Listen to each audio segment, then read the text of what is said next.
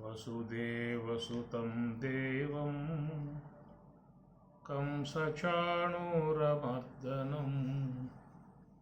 దేవకీ పరమానందం కృష్ణం వందే జగద్గురుం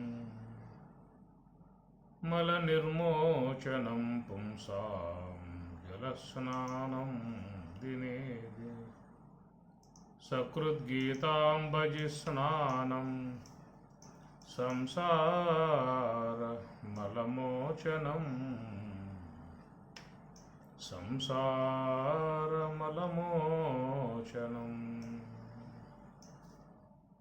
భగవద్గీత 4వ అధ్యాయము జ్ఞానయోగం. యదా యదా హి ధర్మస్య గ్లానిర్భవతి భారత అభ్యుత్థానమధర్మస్య తదాత్మానం సృజామ్యహం పరిత్రాణాయ సాధూనాం వినాశాయ చ దుష్కృతాం ధర్మ సంస్థాపనార్థాయ సంభవామి యుగే యుగే. జన్మ కర్మ చ మే దివ్యం ఏవం యో వేత్తి తత్వతః త్యక్త్వా దేహం పునర్జన్మ నైతి మామేతి సోర్జున. యదా యదా హి ధర్మస్య గ్లానిః భవతి భారత అభ్యుత్థానం అధర్మస్య. అధర్మం పెచ్చుబెరిగి ధర్మానికి హాని కలిగి ఉన్న సమయంలో అహం సృజామి, నన్ను నేనే సృజించుకున్నాను అనేదిగా పరమాత్మ ఇక్కడ ఒక ధర్మ సంస్థాపన అనేటువంటి అంశం మీద విషయ ప్రతిపాదన చేస్తూ ఉన్నారు. పరిత్రాణాయ సాధూనాం వినాశాయ చ దుష్కృతాం.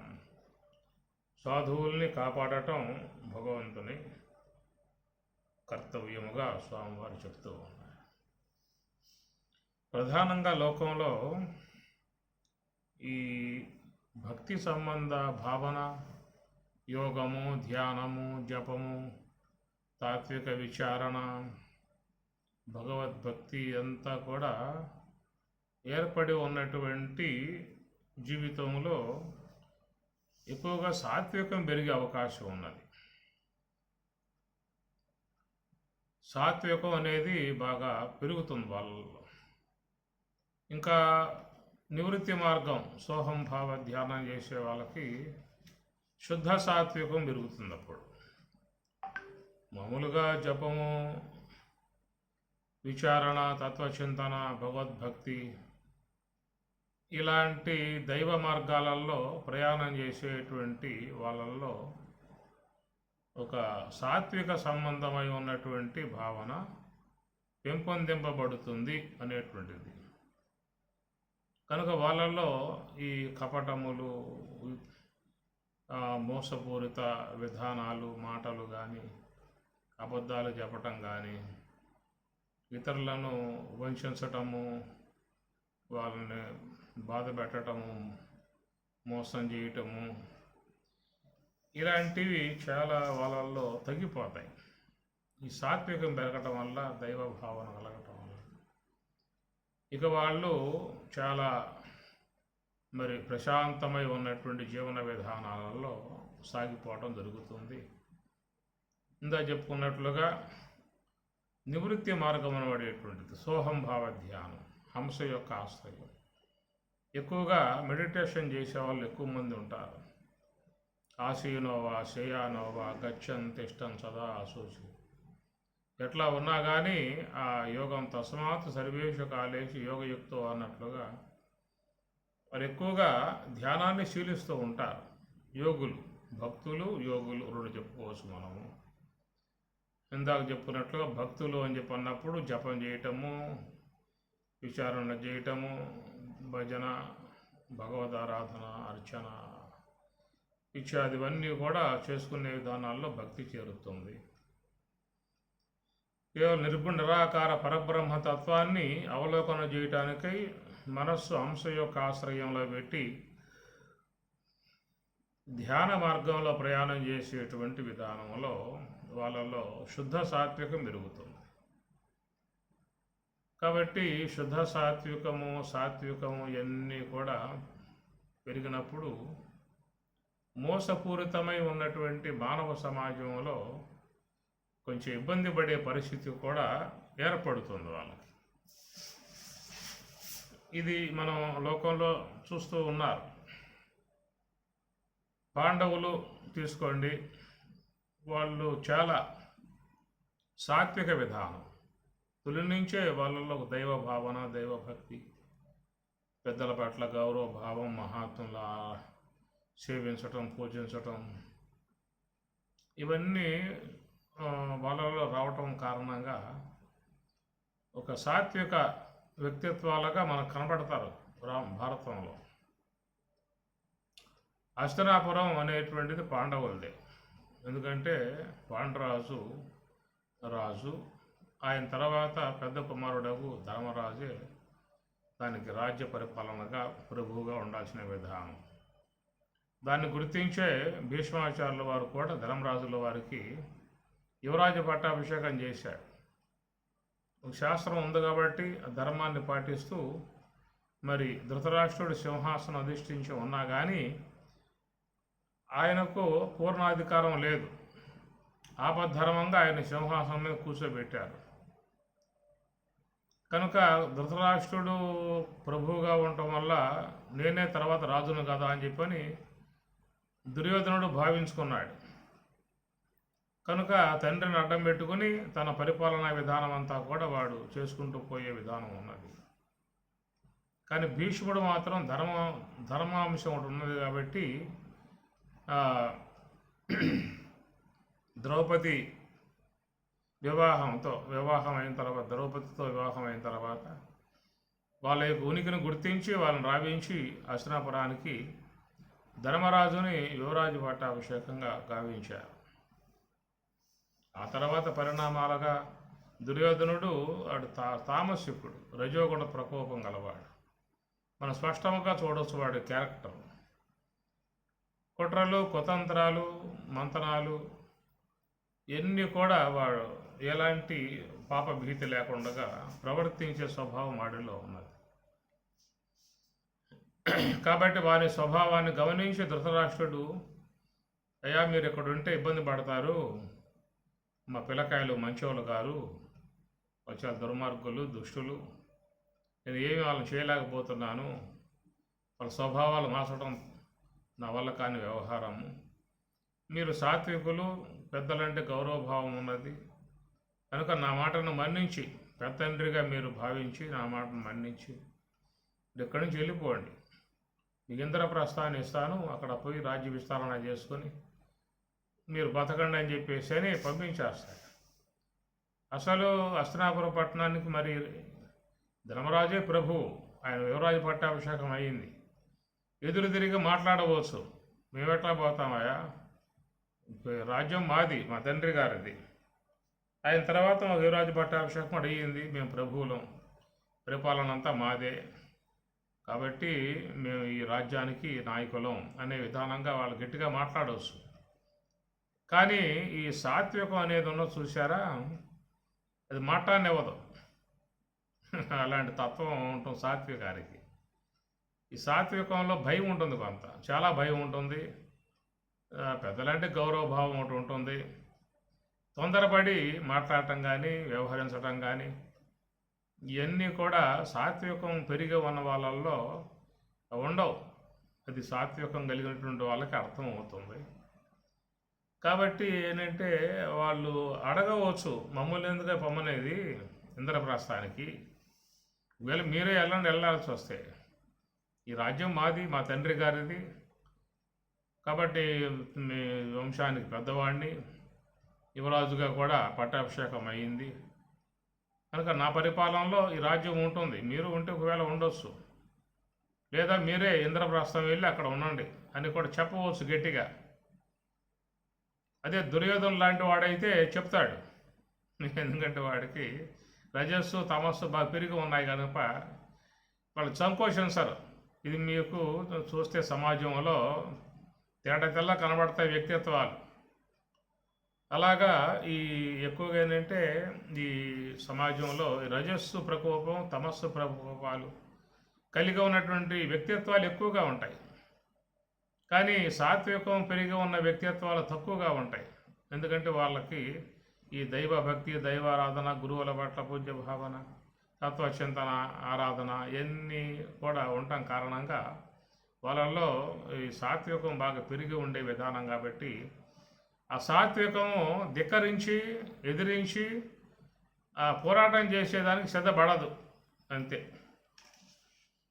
కాబట్టి ఎదుటి వారి యొక్క విధానం గమనించి మన వల్ల వాళ్ళు ఇబ్బంది పడుతున్నారేమో, మనం ఏమైనా అంటే నొచ్చుకుంటారేమో, మనం ఏదైనా మాట్లాడితే వాళ్ళు ఏదైనా బాధపడతారేమో, ఇలాంటి సంకోచాలు ఎక్కువ ఉంటాయి సాత్వికులకి.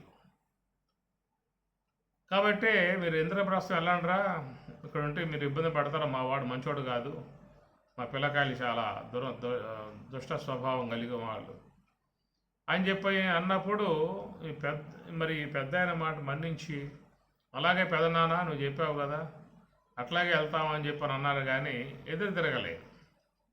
ఇది సాత్వికం యొక్క లక్షణం. అది ఆ ప్రకారంగా వాళ్ళు మరి రాజ్యాన్ని వదిలి ఇంద్రప్రస్థానికి వెళ్తే అక్కడ కొండలు, గుట్టలు, చెట్లు, పుట్టలు అడేమి లేవు, ఇండ్లు ఏమి లేవు.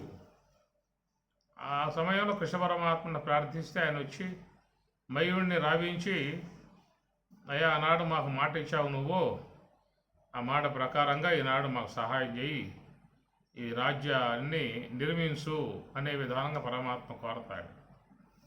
అప్పుడు మయుడు అక్కడ ఆ కొండల మధ్యలో ఒక పెద్ద నగరాన్ని ఆయన గారు తన శాకచక్యంగా నిర్మాణం చేసి ఇస్తాడు. ఆ ప్రకారంగా రాజ్య విస్తరణ ఏదో చేసుకుని ఎక్కడెక్కడో దూర ప్రాంతాల్లో వాళ్ళ పాటికి వాళ్ళు బతుకుతూ ఉన్న సందర్భం. తండ్రి గారు ఆయన కోరుకున్నాడు, మా కుమారులు రాజసూయాగం చేస్తే నాకు ఉత్తమ గతులు వస్తాయని చెప్పని పాండురాజు కోరినట్లుగా నారదుడు వచ్చి ఆ విషయాన్ని ధర్మరాజుకు చెప్పి, మీ తండ్రి గారి కోరికయా, రాజసూయాగం చేస్తే ఆయన గారికి పుణ్యం అనేది ఏర్పడుతుంది, దానివల్ల ఉత్తమ లోకాలకు పోయే అవకాశం ఉంటుంది, అందువల్ల మీ తండ్రి గారి మాటగా నేను చెబుతూ ఉన్నాను, రాజసూయాగం నాటి మీరు చేయండి అని చెప్పి వెళ్ళిపోతే అటు రాజసూయాగం తలబెట్టి చివరిలో బంధువులందరినీ కూడా ఆహ్వానిస్తారు. ఆహ్వానించిన విధానంలో కౌరవులు కూడా రావడం జరుగుతుంది. వచ్చిన తర్వాత వాడు దుర్యోధనుడు అక్కడ జరిగేటటువంటివన్నీ కూడా చూసి చాలా బాధపడ్డాడు. ఎంత రాజ్యమా, ఎంత ఐశ్వర్యమా, ఎన్ని భోగాల, ఎంత రాజ్య విస్తరణ అనేది. ఎందుకంటే వాడి స్వభావం అంతే. ఎవరైనా బాగున్నారు అంటే, ఎవరైనా సుఖపడుతున్నారు అంటే ఓర్వలేరు ముఖ్యంగా. కాబట్టి చాలామంది ఏంటంటే సమాజం యొక్క వాతావరణం దాని యొక్క తత్వాన్ని చూసి చాలామంది సాధారణ స్థాయిలో ఉంటారే తప్ప వాళ్ళకంటే ఎక్కువగా కనపడే విధానంగా చేసుకోరు. ఎందుకంటే వాడు చూపులన్నీ కూడా పక్క ప్రసరిస్తాయి. ఒకసారిగా మీరు ఏదన్నా కొంచెం అందరికంటే మెరుగుగా బట్టల్లో కానీ, నగల్లో కానీ, ఇతర వాహనాల్లో కానీ మెరుగైన విధానంగా కనబడ్డారు అని చెప్పనంటే ఎమ్మటే వాళ్ళలో ఒక మనస్తత్వాలు చాలా విపరీత స్థాయిలుగా ప్రవర్తించే విధానాలు వచ్చేస్తాయి. సొసైటీలో ఉన్నది, వ్యక్తులలో ఉన్నది. తనకంటే ఎక్కువగా ఉన్నాడనేదిగా చూస్తే మాత్రం వాళ్ళెమ్మటే మరి ఇతర భావాలకు పోతారు, అసూయలకు పోతారు. అందువల్ల సాధారణ స్థాయిల్లో ఉండటానికే చాలామంది అది గమనించి సమాజంలో ఉండే విధానంగా ఉంటూ ఉంటారు. కాబట్టి ఈ ప్రకారంగా మరి వాళ్ళు ఈ విధంగా అభివృద్ధి కావటంతో వాడు ఇవన్నీ చూసి అసూయపడి, ఎంత వాళ్ళయ్యారా, ఎంత గొప్పగా వచ్చినాయి ఆస్తులు, ఎంత గొప్పగా వాళ్ళు పెరిగారా, ఎంతమంది రాజులు వీళ్ళని ఆశ్రయిస్తూ ఉన్నారా, ఎంత రాజ్య విస్తరణ చేసుకున్నారా, ఇది వాడి బాధ. ఈ రాజసూయాగానికి వాడు వచ్చాడు, దుర్యోధనుడికి వస్తాడు. వచ్చిన వాళ్ళంతా రాజసూయాగం పూర్తయిపోయింది, తమ తమ కానుకలను సమర్పించి వాళ్ళ రాజ్యానికి వెళ్ళిపోయారు. అందరూ వెళ్ళిపోయారు, అంత అయిపోయింది. పందిళ్ళు పీకేశారు, శామ్యాలను తీసేశారు, భోజన బల్లలు తీసేశారు, వంట వాళ్ళు వెళ్ళిపోయారు, ఆ గుడారాలు తీసేశారు, అన్నీ అయిపోయినాయి, అన్నీ తీసేసినా కానీ వీడు పోలా. దుర్యోధనుడు ఆడే కూర్చున్నాడు. వారం సప్తాహం వారం కాలం సప్తాహం పెట్టినాడు వాడు. ఎందుకు? ఎన్ని ఇండ్లు ఉన్నాయి, ఎంత డెవలప్ అయ్యింది, ఎన్ని ఆస్తులు ఉన్నాయి వీళ్ళకి, మొత్తం ఎస్టిమేషన్ మొత్తం వేసుకుంటూ కూర్చున్నాడు. ఆ తర్వాత అది పరాభావం పొంది అసనకు పోయి తన తండ్రితో మళ్ళీ బీడికి పడతాడు. నానా, ఇంద్రప్రస్థం బాగా ఉంది, అద్భుతంగా తయారు చేశారు, ఎన్నో అందచందాలు బాగా ఉన్నాయి, ఎంతో భోగాయతనంగా ఉన్నది, కనుక ఆ ఇంద్రప్రస్థం యొక్క రాజ్యం అంతా కూడా నాకు కావాలి అన్నాడు. ఇది సాధారణంగా ఒక మనస్తత్వాలు పెరిగి ఉన్నప్పుడు వాళ్ళ స్వభావాలు మార్చుకోరు. తమ స్వభావాన్నే వాళ్ళు గౌరవించుకుంటూ దాన్నే పెంపొందింపజేసుకుంటూ, అది సక్రమమా అక్రమం అనే దృష్టి వాళ్ళకే ఉండదే కదా, తామసికులు రజోగుణం గల వాళ్ళకి. ఆ ప్రకారంగా మరి తండ్రితో భేటీ పడి వీళ్ళు గనక కాదుకూడదని చెప్పి అన్నావు అనుకో, నేను ఈ పూటతో అయిపోతాను, ఊరేసుకుంటాను, చచ్చిపోతా, పొద్దున కల్లా నా శవం తప్ప నేను ఉండే అవకాశాలు లేవని బెదిరిస్తాడు ఆయన.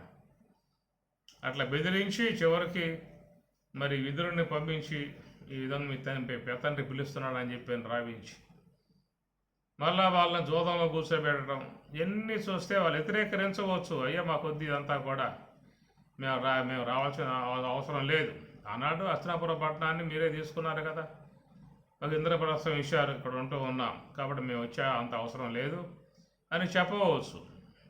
కానీ సాత్వికం అనేది ఏంటంటే అది అంత పట్టుదలగా ఉండదు, వెంబటి జారిపోతుంది,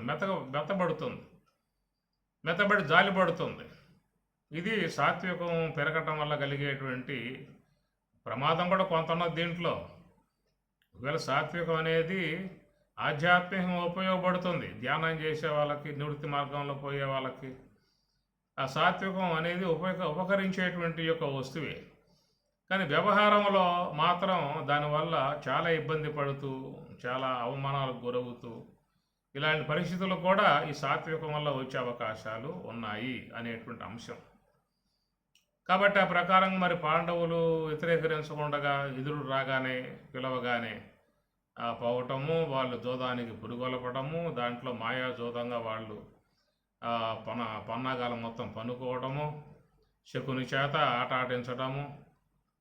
కాబట్టి వీళ్ళని రెచ్చగొట్టి వాళ్ళని అవమానపరుస్తూనే ఉన్న రాజ్యం అంతా ఆక్రమించటము, తర్వాత వాళ్ళని అవమానపరచటము, అరణ్యాలకు పంపించేయటము, ఇవన్నీ మనం చూస్తాం కదా. ఇది సాత్వికం యొక్క విధానంలో జరిగేటువంటి తప్పిదాలు, మోసపోయే పరిస్థితి సమాజంలో చాలా ఉంటుంది. చాలా జాగ్రత్తగా ఉండాల్సినటువంటి యొక్క అంశం కూడా. మరి చివరికి వాళ్ళు మరి కట్టుబాట్లతో అరణ్యాలకు పోయి నానా కష్టాలు పడి, సామాన్య విషయం అరణ్యంలో జీవించడం అని చెప్పని అంటే, ఒక వారం కాలం పాటు మనం కనుక అరణ్యంలో పోయి ఉంటే అర్థం అవుతుంది. అటుంటే చీకట్లో జీవించాల్సి ఉంటుంది. చుట్టూ పురుగు పుట్ట మొత్తం ఏదో ఉంటాయి జీవులు, ఏవో పెద్ద పెద్ద అరుపులు వినపడతా ఉంటాయి. ఇన్నింటి మధ్యలో ఉండాలని చెప్పనంటే అది చాలా దారుణమై ఉన్నటువంటి పరిస్థితి ఎదుర్కొన్నారు. పాపం వాళ్ళు ఎంతో కష్టపడ్డారు. అరణ్యవాసము, అజ్ఞాతవాసం ఇవన్నీ కూడా పూర్తి చేసుకుని తన మామగారింటికి వస్తారు. ద్రుపద మహారాజు ఆయన ఇంటికి వస్తారు.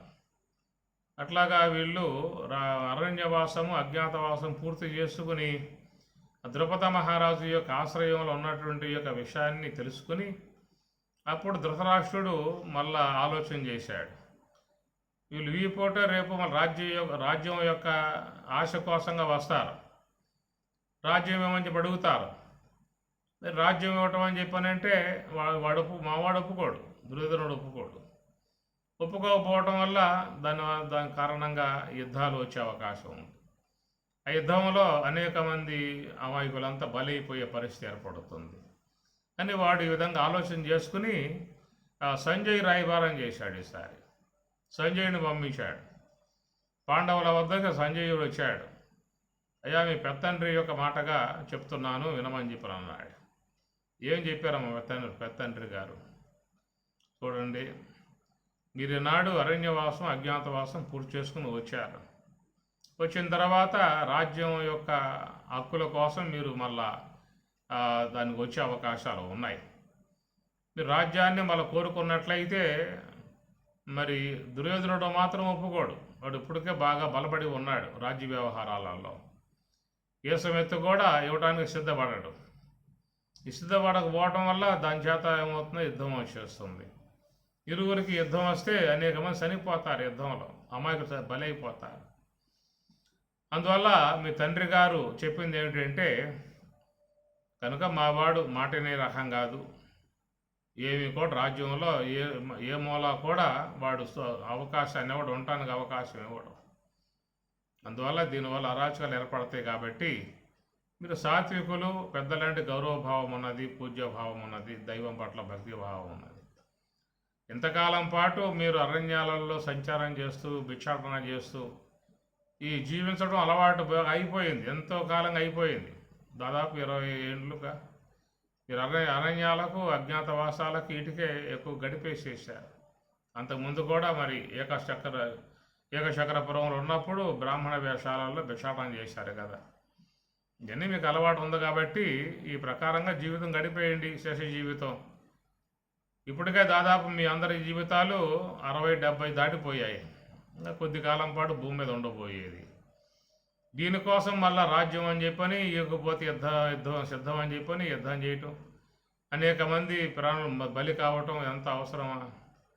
ఈ శేష జీవితాన్ని ఇట్లాగే మీరు ఇక ఈ అరణ్యాలలోనో ఇంకా భిక్షాటన చేయటంలోనో గడిపేసుకున్నట్లయితే ఏ సమస్య ఎవరికి ఉండదు. మీ పాటికి మీరు ఉంటారు హాయిగా, మా పాటికి మేము హాయిగా ఉంటాం అని చెప్పని ఆ ప్రకారంగా విదురుడు వచ్చి తన రాయబారాన్ని చెప్పాడు. ఈ మాటలన్నీ కృష్ణుడు విన్నాడు. సరే నువ్వు చెప్పింది అయిపోయిందా అని చెప్పి అడిగాడు. అయిపోయింది, నేను వస్తున్నా పదా అన్నాడు. రాయబారం నేను చేస్తాను, నువ్వు చూడు. నీ రాయబారం అయిపోయింది కదా, ఇప్పుడు నేను రాయబారం చేస్తాను, అప్పుడు చూడమని చెప్పని అన్నాడు. ఆ ప్రకారం కృష్ణ పరమాత్మ స్వయంగా హస్తినకు రావటము, మరి ఆ రాయబార విధానంగా మాట్లాడటము, సామధాన భేద ఎన్నిటినో కూడా ఆయన గారు, ఎందుకంటే వాడు మాట వినడు దుర్యోధనుడు. దాని కారణంగా మరి వాళ్ళని అరణ్యవాసాలు చేయటం కూడా ధర్మం కాదు అనే భావనగా కృష్ణుడు నిలబడి ఎట్లయినా కానీ వాళ్ళ దుష్టులను సంహరించాలి, వాళ్ళని వధించాలి, సాత్వికులు భగవద్భక్తి గలవారికే రాజ్యాన్ని అప్పచెప్పాలి అని సంకల్పించుకున్నాడు స్వామివారు. ఆ తర్వాత రాయబారం చేసినా కానీ కుదరలేదు, యుద్ధమే సిద్ధమయ్యింది. ఇక ఆ యుద్ధంలో పాండవులను కాపాడటానికి కృష్ణ పరమాత్మ పూనుకున్నాడు. ఆయుధం పట్టను అన్నాడు, కేవలం సలహాలు మాత్రమే ఇస్తాను అన్నాడు. రథాలను తోలుతూ మరి సారథిగా తన అంగీకారాన్ని అంగీకరించాడు. యుద్ధమేమి కూడా చేయలేదనేటువంటి మాటే కానీ మొత్తం చేయించిందంతా కూడా ఆయనే. కాబట్టి భీష్ముడిని సంహరించడం అనేది కూడా చూస్తే న్యాయబద్ధం అనిపించదు. అట్టనే మరి ద్రోణాచార్యుల వారిని వధించే విషయంలో కూడా న్యాయబద్ధం అని చెప్పని అనిపించదు. అదే ప్రకారంగా కర్ణుని సంహరించే విధానంలో కూడా న్యాయబద్ధం అనే విధానంగా గోచరించదు. ఎందుకంటే ఆడవాళ్ళని ముందు పెట్టుకుని భీష్ముని పడగొట్టాడు. అశ్వత్థామ అతహ అని చెప్పేసి అని ద్రోణాచార్యులు అని పడగొట్టేసేసాడు. భూమిలో రథం కూరుకుపోయినప్పుడు అదే అదువుగా భావించి బాణాలు వేయమని చెప్పి కర్ణుడిని వధించాడు. ఇవన్నీ కూడా చూస్తే ఏంటంటే ఏదైనా పాండవులకి విజయం చేకట్టాలి, వాళ్ళనే రాజ్యాధికారికంగా నిలబెట్టాలి. దుష్టులను సంహరించే విధానాలలో ఎట్లయినా సంహరించవచ్చు అనేటువంటి యొక్క నీతిని అక్కడ కృష్ణుడు పాటించినట్లు మనం చూడవచ్చు. ఇంట్లో ఒక పాము వస్తే ఆ పాముని మరి వజ్యం వచ్చింది, ఇప్పుడు దుర్ముహూర్తం ఉన్నది, రాహుకాలం ఉన్నది, ఇప్పుడు కొట్టకూడదు ఆ పాముని, తర్వాత అన్నీ అయిపోయిన తర్వాత అమృత గడియలు వస్తాయి, అప్పుడు కొడదామని చెప్పి అనుకుంటారు ఏమన్నా. కాబట్టి విషసర్పం దానివల్ల ఇంట్లో అందరికీ బాధ కలిగే అవకాశం ఉంటుంది కాబట్టి ఇవన్నీ చూడరు. అట్లాగా కృష్ణుడు కూడా ఈ అధర్మ పక్షంలో ఉన్నటువంటి వాళ్ళు వీళ్ళు అనేటువంటి భావనగా వాళ్ళని ఏదో రూపకంగా తీసివేసి పాండవులకే రాజ్యాన్ని ఆయన సంకల్పించాడు, కట్టబెట్టాడు. ఎందుకంటే సాత్వికులు వాళ్ళు. కనుక వాళ్ళకై వాళ్ళు మరి పోరాటం చేసే విషయంలో సంకోచించే విధానం ఉంటుంది. ఈ ప్రకారంగా పరిత్రాణాయ సాధూనాం వినాశాయేష దుష్కృతాం.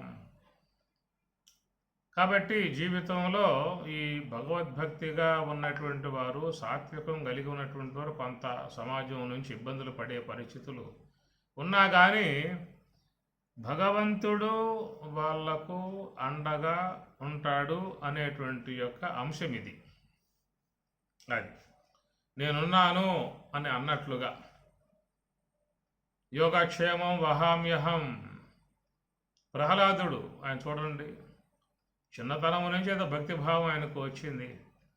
ఆయన మీద మరి తండ్రి గారే కక్ష కట్టి వాడిని వధించేటువంటి యొక్క మరణ హోమాలను ఆరంభం చేశాడు. కాబట్టి ఆయన సంహరించాలి పిల్లగాడిని అనేటువంటి యొక్క దాన్ని ధ్యేయంగా పెట్టుకుని ఎన్నో రకాలుగా మరణ కార్యాలను కొనసాగించినా కానీ భగవద్ అనుగ్రహంతో ఆయన ఎలాంటి యొక్క ఇబ్బంది లేకుండా బతుకున్నాడు. కాబట్టి చివరికి నరసింహావతారముగా వచ్చి హిరణ్యకశిపుని నిర్ణయాశుల్ని వాళ్ళదు ఏమి కూర్మ వరాహావతారముతో ఒక వ్యక్తిని, నరసింహావతారంతో మరొక వ్యక్తిని సంహరించి అనేక మంది రాక్షసులను సంహరించి విధానంగా చేయటం అంటే దుష్టులను సంహరించే విధానం ఆయన కార్యక్రమం. అట్లా రామావతారంలో కూడా అరణ్యంలో ఎంతోమంది సాధువులు మహాత్ములు తపస్సు చేసుకుంటూ, ధ్యానం చేసుకుంటూ, విచారణ చేసుకుంటూ తమ పాటికి తాము జీవించే వాళ్ళను మరి రాక్షసులుగా ఉన్నవాళ్ళు, రాక్షసులు అంటే ఏదో కూరలు ఉంటాయి, నల్లగా ఉంటారు, జుట్టు ఎట్లా ఉంటుంది అనేటువంటి యొక్క పోలిక కాదు. గుణాలను బట్టే రాక్షసులు, గుణాలను బట్టే దేవతలు. ఆకారాలన్నీ ఒకటే, మానవాకారాలే. గుణ స్వభావాలను బట్టి ఆ విధంగా మనకి ఆ దేవతలుగా వాళ్ళని చూపించారు. ఈ రజస్సు తమస్సు స్వభావాలతో ఇతరులను బాధించి అకారణంగా వేధించే వాళ్ళని మనం చూస్తే అలాంటి వికృతాకారాలుగా మనకి రామాయణంలో గోచరమబడుతూ ఉంటాయి.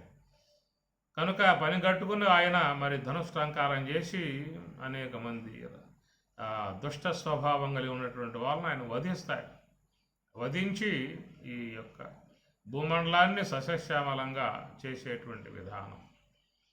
ఒక పైరుని చుట్టుముట్టి పురుగులన్నీ కూడా వచ్చి పైరును పాడు చేస్తూ ఉంటే రైతు ముందు కొట్టి వాటిని సంహరించి ఆ పైరును కాపాడినట్లుగా ఈ యొక్క సమాజాన్ని కూడా భగవంతుడే కాపాడాల్సి ఉంటుంది. కాబట్టి ఆయన అనేక రూపాలుగా వచ్చి ఈ లోకంలో మరి సాధువులుగా ఉన్న వాళ్ళని కాపాడేటువంటి విధానం. సాధు స్వభావంతో జీవించండి, మంచిగా జీవించండి. అద్వేష్ట సర్వభూతాన మైత్ర కరుణ, ఇది స్వామి చెప్పేటువంటి మాటలు.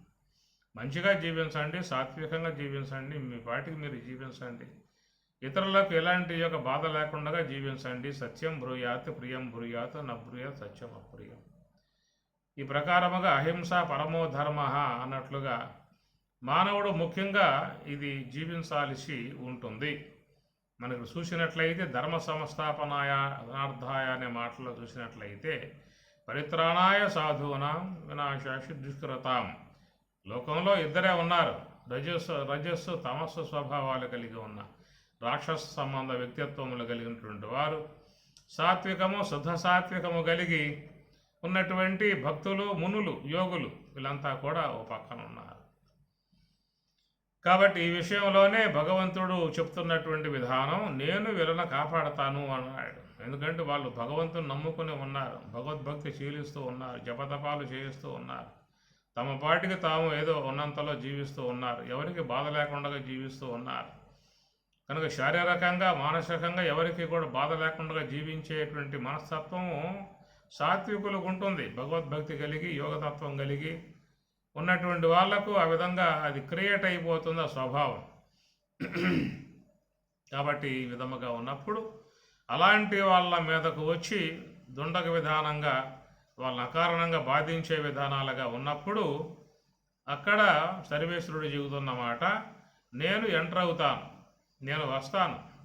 నేను రావటము అని చెప్పానంటే కృష్ణుడిలాగా వస్తానా, రాముడిలాగా వస్తానా అనేటువంటి యొక్క ఆ పోలికలు ఏం పెట్టుకోవాల్సిన అవసరం లేదు. కానీ ఏదో ఒక రూపకంగా వచ్చి నేను వాళ్ళని కాపాడే విధానం చేస్తాను. అందువల్ల మనం మనం అంటే భగవద్భక్తి, ధ్యాన విచారణ, ఆత్మ విచారణ, భగవద్భక్తి ఇవన్నీ కూడా ఉన్నప్పుడు వాళ్ళల్లో ఒక నిర్మల వాతావరణం వస్తుంది, సాత్విక స్వభావాలు వస్తాయి, కొంత సద్గుణాలు వాళ్ళల్లో పెరిగే అవకాశం కూడా బాగా ఉంటుంది.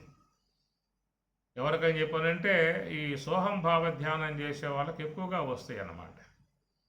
ఇంకా భగవద్భక్తి శీలించే వాళ్ళు అందరూ సాత్వికులేనా అనేటువంటి విధానంగా కూడా కొంత సందేహించాల్సి ఉంటుంది. కొంతమంది భగవద్భక్తి కలిగి ఉన్నా కానీ వాళ్ళల్లో ఈ రజో తమస్సులే ప్రకోపించి వ్యవహరించేటువంటి వ్యక్తిత్వాలు కూడా ఉన్నారు.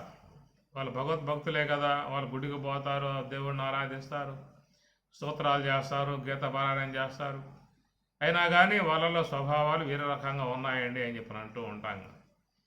అందువల్ల అలాంటి భక్తి కలిగి ఉన్నప్పటికీ కూడా వ్యక్తిత్వాలు కొన్ని దారుణ స్థాయిలో ఉన్నటువంటి వాళ్ళు ఉన్నారు. కానీ అందరినీ ఆ కోవకు మనం భావించుకునే అవకాశం కాదు. కానీ చాలామందిలో చక్కటి మార్పు ఉంటుంది, చక్కటి విధానం ఉంటుంది, ఒక ఆచరణాత్మక విధానం ఉంటుంది.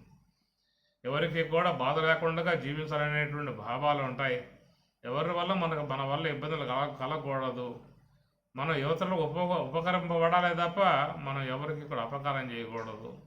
ఇలాంటి స్వభావాలు ఇవి ముఖ్యంగా సాత్వికం, దైవ ధ్యానము, దైవ విచారణ, తత్వచింతన ఇవి శీలించేటప్పుడు లోపల కడగబడతాయి కల్మషాలు. కడగబడి సాత్వికం అనేటువంటిది పెంపొందింపబడుతుంది.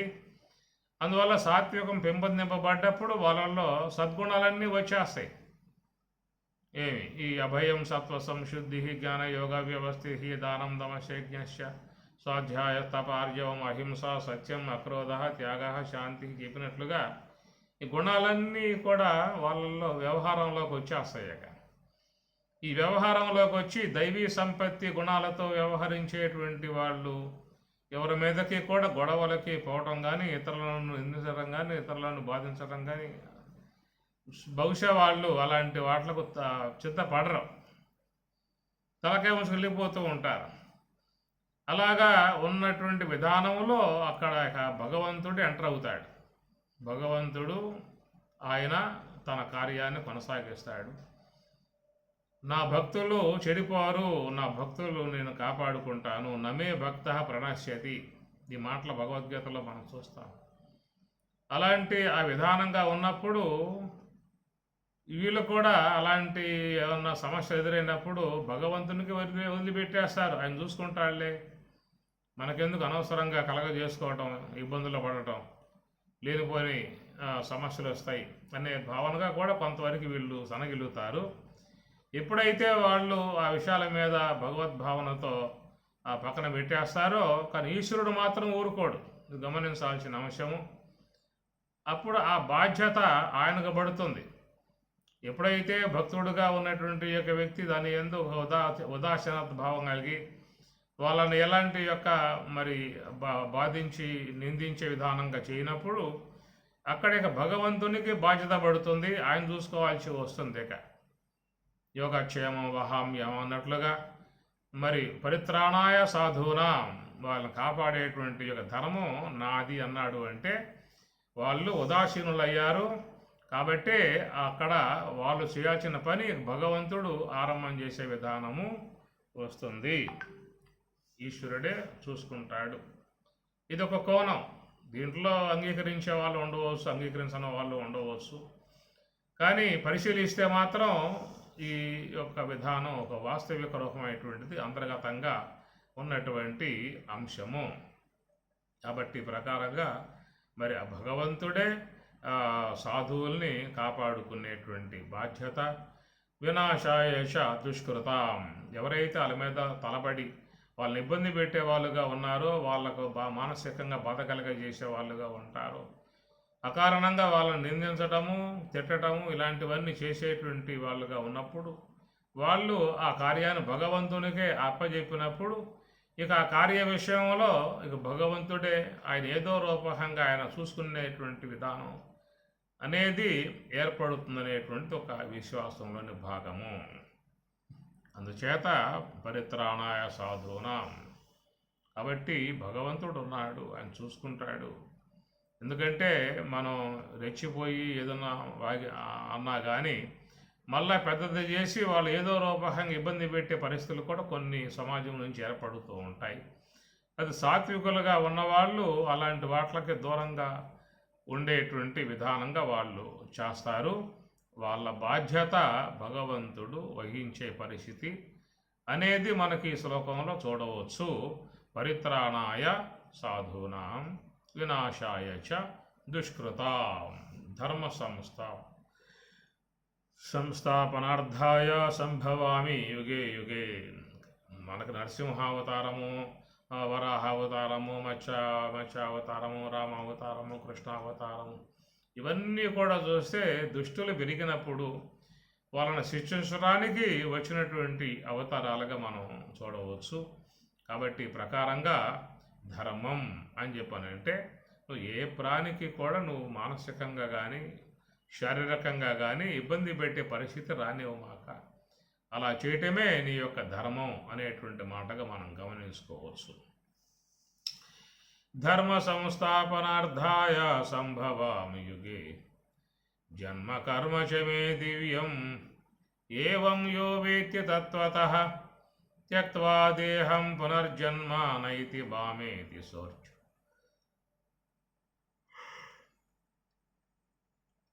జన్మ కర్మ చ మే దివ్యం, మే నా యొక్క దివ్యమైనటువంటి జన్మ కర్మ రెండు కూడా దివ్యమై ఉన్నటువంటివి అన్నారు. యహ వేత్తి తత్వతః యథార్థముగా ఎవడు వేత్తి తెలుసుకున్నాడో సహా అతడు త్యక్త్వా దేహమును వదిలిన తర్వాత పునర్జన్మ నా ఏతి తిరిగి మరల వాళ్ళు పుట్టరు అని మనకి శ్లోకంలో చెప్తున్నాడు.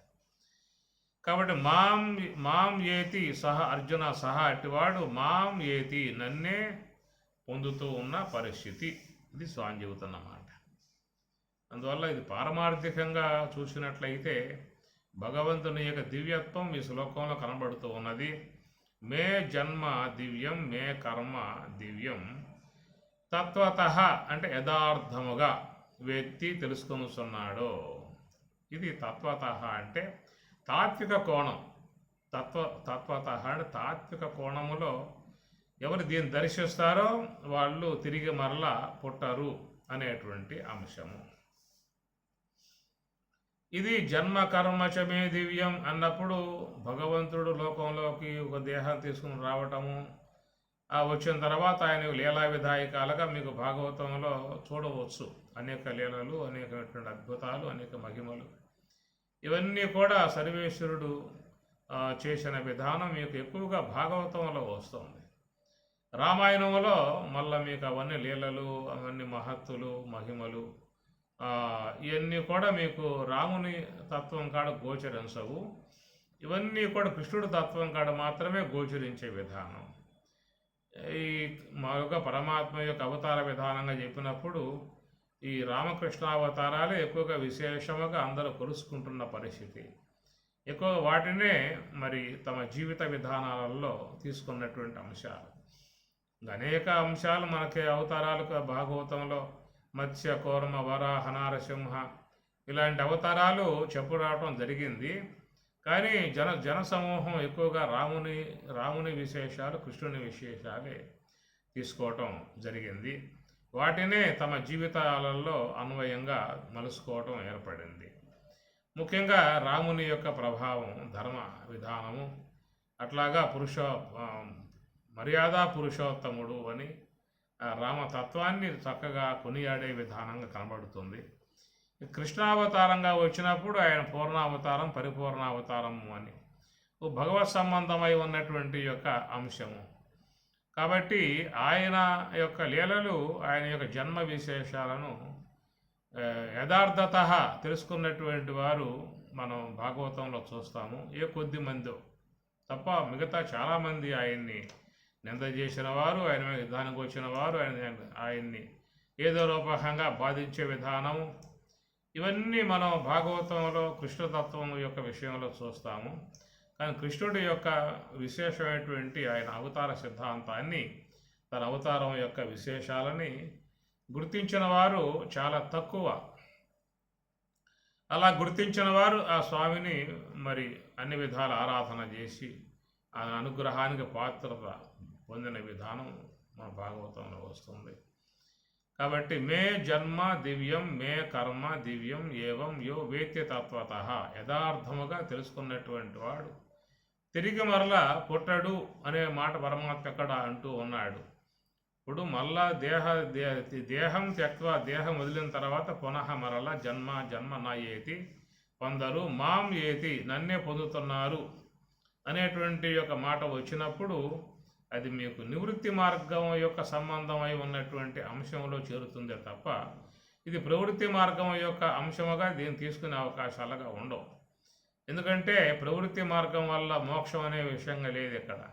నివృత్తి మార్గం ద్వారానే ఆత్మ యొక్క అనుభవాన్ని పొందటము, మోక్షాన్ని సాధించుకోవటం అనేది జరుగుతుంది. కాబట్టి ఈ శ్లోకం కొంత ఇటు భక్తిపరంగా చూసినప్పుడు భగవంతుని జన్మ, భగవంతుని యొక్క కర్మ ఇవన్నీ దివ్యములు అని చెప్పి అన్నప్పుడు అవి మీకు మరి భాగవతం దశమ స్కందంలోనే ఎక్కువ విశేషంగా ఆయన లీలలు గోచరింపబడతాయి. భగవద్ విధానముగా ఆయన దివ్య లీలలన్నీ కూడా మీకు భాగవతమే తెలియజేస్తూ ఉన్నది. మిగతా బాటల్లో మీకు అంతగా ఉండే అవకాశాలు లాంటివి ఉండవు. అందువల్ల మరి ఇక్కడ మే జన్మ దివ్యం మే కర్మ దివ్యం అనేటువంటి యొక్క అంశమంతా కూడా అది భాగవతం దశమ స్కందంలోనే గోచరించేదిగా మనకి కనబడుతుంది. రెండోది ఏంటంటే భాగవతం అనేటువంటి యొక్క అంశము ఒక తాత్విక కోణములో చేరి ఉన్నటువంటిది. భక్తి భావన అనేది భక్తులకు గోచరించే విధానం అయితే తాత్వికులకు ఒక జ్ఞానపరంగా గోచరించేటువంటి అంశము. అందువల్ల పోతన కూడా భాగవతము తెలిసి పలుకుట చిత్రంబు శూలికైన దమ్య శూలికైన అని చెప్పనే విషయంగా చెప్తారు. అది మనం రేపటి రోజున ఆ తాత్విక సంబంధమై ఉన్నటువంటి అంశాన్ని చూసే ప్రయత్నాన్ని చేద్దాం. ఓం సహనా భవతు సహనౌ భునక్తు సహ వీర్యం కరవావహై తేజస్వినావధీతమస్తు మా విద్విషావహై. ఓం శాంతి శాంతి శాంతి. హరి ఓం తత్సత్. ఓం ఓం ఓం. హరి ఓం స్వామి గారు. హరి ఓం హరి ఓం. ఫంక్షన్కి 2 రూపాయలు స్వామి. ఏమ్మా? అదే వార్షికోత్సవం చేస్తా ఉన్నారు కదా. అవునవును. ఆవిడకి 2 రూపాయలు పంపిస్తా ఉన్నాను. అట్లా అమ్మా. ఇది మీ బ్యాంక్ అకౌంట్ పంపిస్తాను. అట్లా అమ్మా. సరే స్వామి. హరి ఓం స్వామి గారు. హరి ఓం హరి ఓం. పంపిస్తాను స్వామి. అట్లా అమ్మా.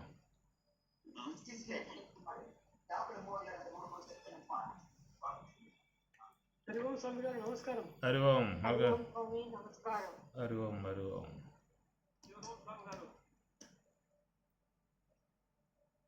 హరి ఓం స్వామి. హరి ఓం హరి ఓం. హరి ఓం స్వామి నమస్కారం. హరి ఓం.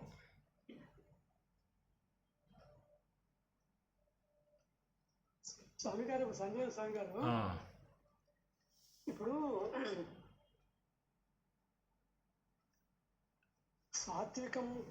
సాత్వికులైన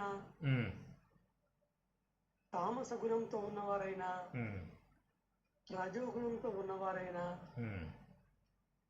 ఏ జీవులైనా ప్రారంధం ఉన్నంత వరకే వాళ్ళు దేహంతో ఉంటారు. ప్రారంధం తీరిందా వాళ్ళకు దేహత్యాగం తప్పనిసరి, మరణం తప్పనిసరి. అటువంటప్పుడు ప్రత్యేకంగా ఈశ్వరుడు అవతారం దాల్చవలసినటువంటి ఆవశ్యకత ఏమిటి అన్నది నా యొక్క సందేహం.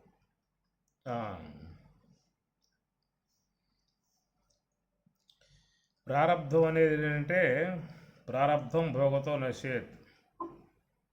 జీవితంలో సుఖము దుఃఖము నష్టము లాభము జయము అపజయము ఇవన్నీ కూడా ప్రజెంట్లో వస్తూ ఉంటాయి మనకి. కానీ అవి కాకుండా ఇతర ప్రాణుల్లో కూడా జరిగేటువంటి కొన్ని ఇబ్బందులు ఉన్నాయి. సొసైటీలో ఒకే ఒక్క వ్యక్తిత్వంతో అందరు లేరు, నానా రకాల వ్యక్తిత్వాలన్నీ ఉన్నాయి. ఆ వ్యక్తిత్వాలు వాళ్ళ గత జన్మల సంస్కారాలు కావచ్చు, వాళ్ళల్లో పెరిగి ఉన్న గుణాలు కావచ్చు. కనుక సంస్కారములు, వాళ్ళలో ఉన్న గుణాలు, వాళ్ళ స్వభావ విధాయకాలుగా వాళ్ళు అట్లా పెరిగి ఉంటారు. అందువల్ల ఈ సాత్వికం అనేది మనకి దైవ ఆరాధన, తత్వ విచారణ, గురుభక్తి ఇవన్నీ కూడా చేరి ఉన్నప్పుడు వాళ్ళలో తెలియకుండా సాత్వికం పెరిగిపోతుంది. కాబట్టి అలాంటి వాళ్ళని తామసికుల నుంచి కాపాడటం అనేది ఈశ్వరుడు తన బాధ్యతగా తీసుకున్న అంశమే మనకి శ్లోకాలలో గోచరిస్తుంది. ఈ రెండు శ్లోకాలు దాని మీదే ఉన్నాయి. అలాగే స్వామి. అది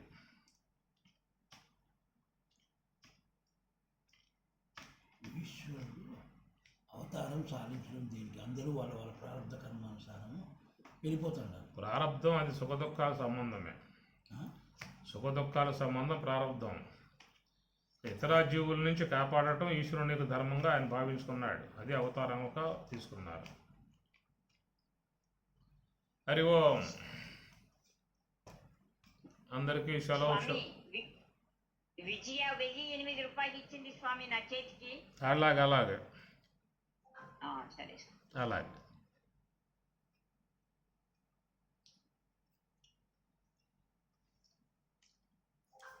హరి ఓం.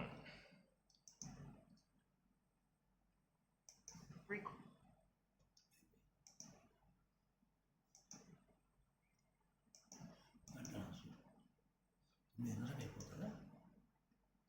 8 to 9:30, 8:30 to 9:30, 8:30 to 9:30.